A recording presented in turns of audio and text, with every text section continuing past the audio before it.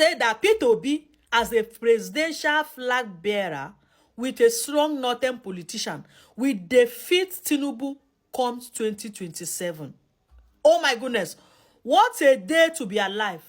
P2B as a presidential flag, like he's now supporting P2B to be the presidential flag bearer, whether in ADC or in any political party. What happened? What suddenly changed? Because even before because this guy on a normal has been one of P2B's critics. He's been dragging P2B, calling P2B all sorts of names, to the extent of supporting that P2B arrested his father when P2B was governor, which is all a blatant lie. Suddenly, this morning, he made the U-turn. Now, if you see what he just posted, because based on this he posted, he's actually trying to make P2B and his father. Because he said that the time of Atiku don't pass. Wahala, no, the finish. What a day to be alive in the land of living in this country. So this is what he just posted this morning. He said, Atiku is a force to be reckoned with. He also feels the stars have finally aligned in his favor. And although 2019 is thought to have been his best shot, this may be one of those moments meets the man. However, the sheer force of obese numbers and cult-like followership brings a challenge. Did they call us cults? Okay, we accept. His appeal across the youth and this younger generation is one profound aspect of his leverage. That's so good. Obi, as a flag bearer with a strong northern candidate, would defeat Pablo on election day before our dear mother of the nation, Auntie Remi Tinubu, finishes his breakfast around 12. A lot is happening in Nigeria nowadays. So why are abroad people trying to interfere to rule us Nigeria? See, because they don't carry money, go give them. They don't pack all the money, go give them. If anything stop, na japa. If any headache, na japa. The president, the government, the leader, they will japa to their country. Now they get the mind to interfere in our elections anyway. Everybody, every country in this world get their own problem. Like some people say they should leave Nigerian election alone and face their own problem. Watch the full videos in Arise TV because they did not have it easy with them.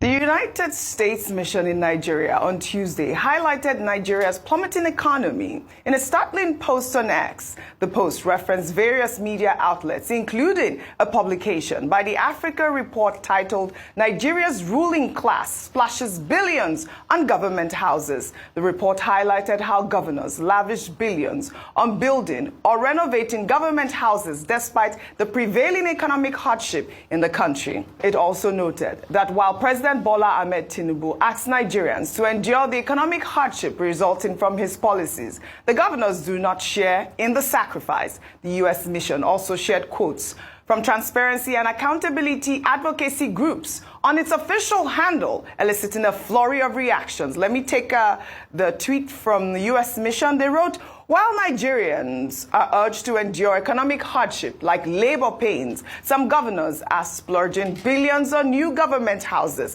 They posted a link from the Africa Report. They also posted a quote from Budget Nigeria saying, Budget warns that instead of funding schools, clinics, or agriculture, leaders prioritize buildings they barely used. And then there's another from Sislak Nigeria saying that there is more money, little accountability, and no priority. Such alleged lack of fiscal responsibility fuels inequality and erodes public trust. With the hashtag Transparency Tuesday. Have you been following U.S. mission? I mean, this is about the first time I'm seeing this hashtag Transparency Tuesday.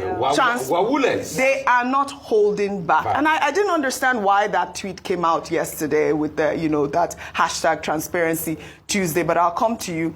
Let me take a tweet about a reaction. Some people might agree or disagree with Onyali Kalu, who wrote, "It's deeply concerning that the official social media handle of the U.S. Embassy in Nigeria Nigeria appears to be amplifying narratives aligned with opposition parties, particularly through the promotion of content that consistently undermines the APC-led federal government and President Tinubu's administration.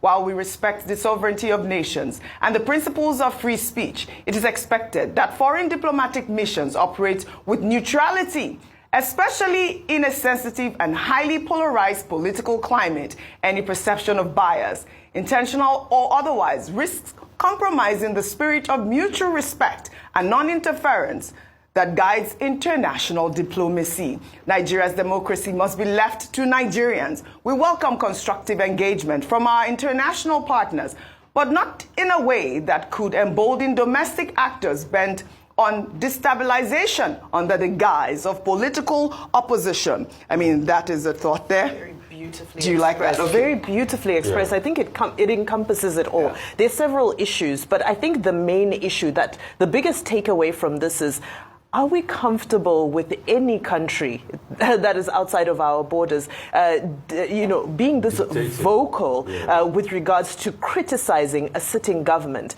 I think governance, accountability, and all things surrounding are important conversations to have, but they should always be done within the realm of diplomatic. There's a reason why we call it diplomacy, because there's a certain tone that it has to take. And this coming on Twitter, it felt a little bit like an attack. Now, we know that the current American administration, Donald Trump's administration, does do things in a very non-traditional way. However, it is also always important as a diplomat, as a representative of your president and your government, to ensure that you respect the sovereignty of the country where you operate. Because what this does is it amplifies other conversations that are taking place. What are these conversations? African governments are consistently, not just African, developing country governments are consistently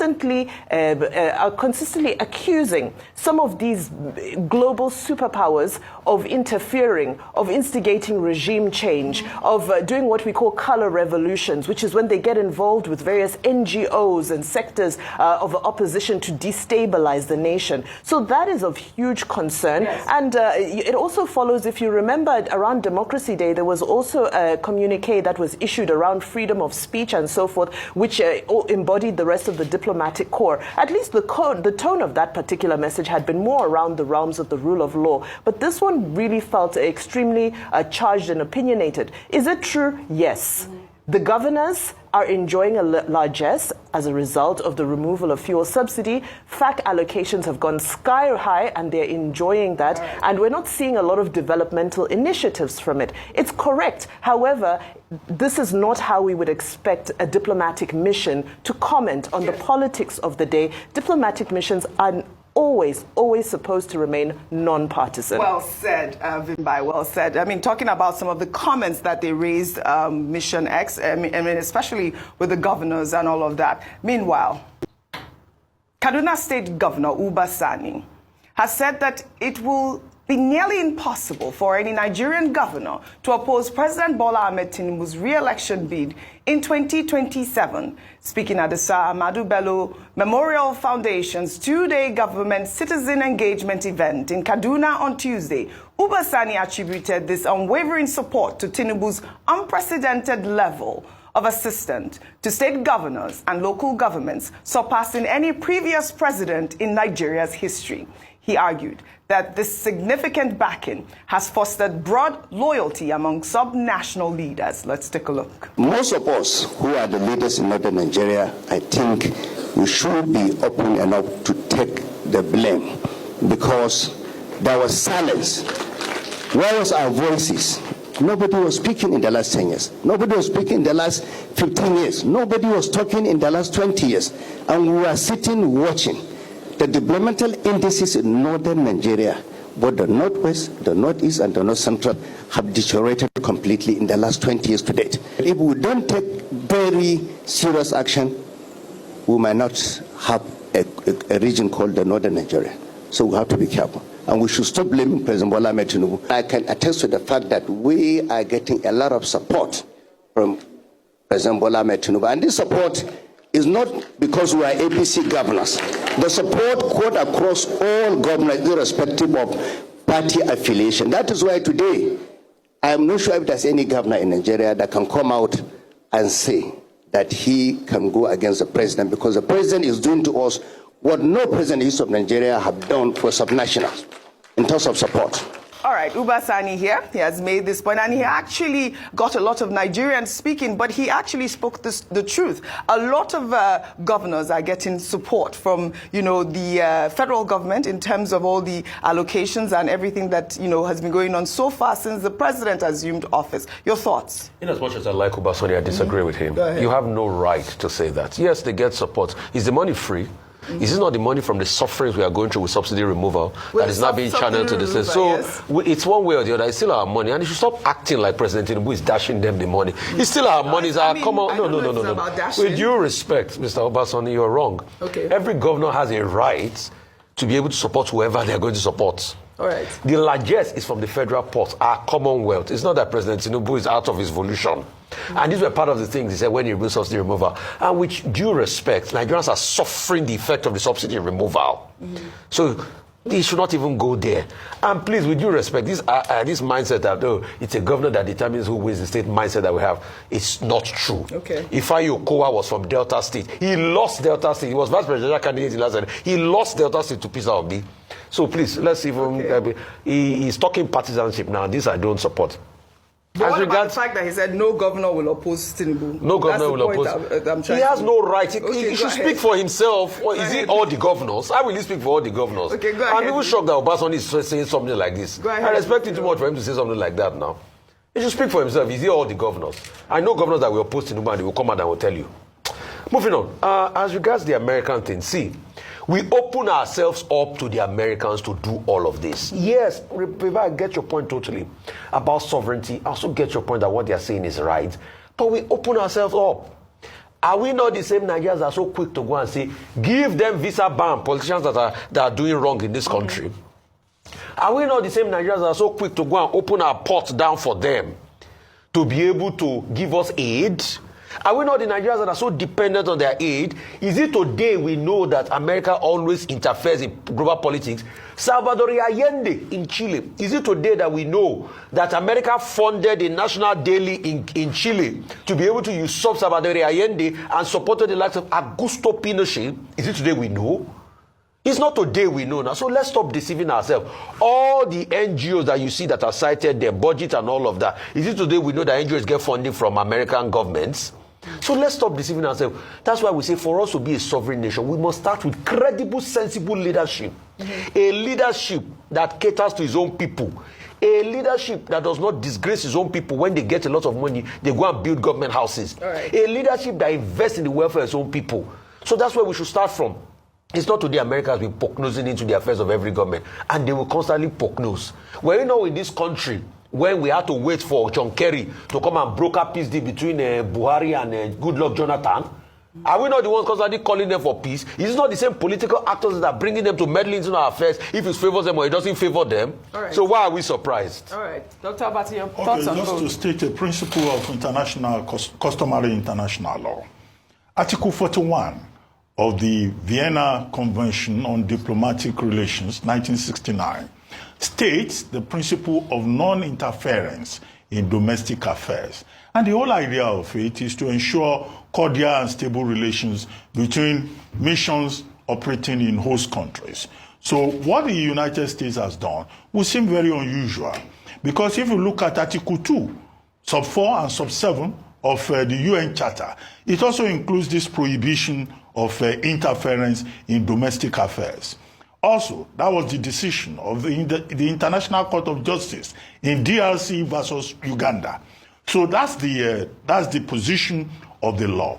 However, you find countries violating it, and they run the risk of being declared persona non grata, because when you get involved in domestic affairs, it could cause diplomatic friction. So it's not just about sovereignty, it's about the very principle of diplomacy itself. However, some countries consider themselves superior countries, and that's why they go beyond the boundaries. And America, under President Trump, has been behaving like the superpower controlling the entire world. However, one caveat is that in that post, you see that they try to play safe by quoting Nigerian bodies CISLAC, Budget Nigeria. So it's as if they are providing a summary of public perception in Nigeria since they write diplomatic notes. In other words, the intelligence that these missions, that's embassies, diplomatic missions, that they rely on, is in fact provided by the local people themselves.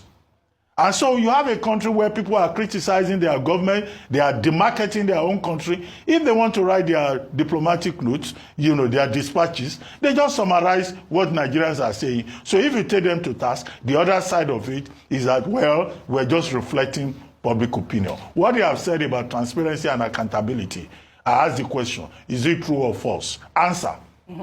It is true. Very true. All right. Your thoughts on Ubasani quickly, and then we move. Well, President, I said President, maybe he will be President one day. Governor Ubasani was speaking at the Ahmadu Bello Memorial Foundation event. And it was in the context of Northerners criticizing President Bola Ahmed Tinubu as not doing enough for the North. Right. The North having given him 64% of the votes, 5.6 million out of the 8 million plus votes that he got in the 2023 election. And he was defending the president to say that, in fact, the president is doing a lot for the North, and that governors have been so well treated by the president that, in fact, he doesn't think anybody will go against him. Did he lie? In 2027. Right. And he was not alone. The SGF, George Akume, the NSA, Nuhu Ribadu, the Chief of Defense Staff, Christopher Musa, also spoke along the same line. So the context is important. Very important.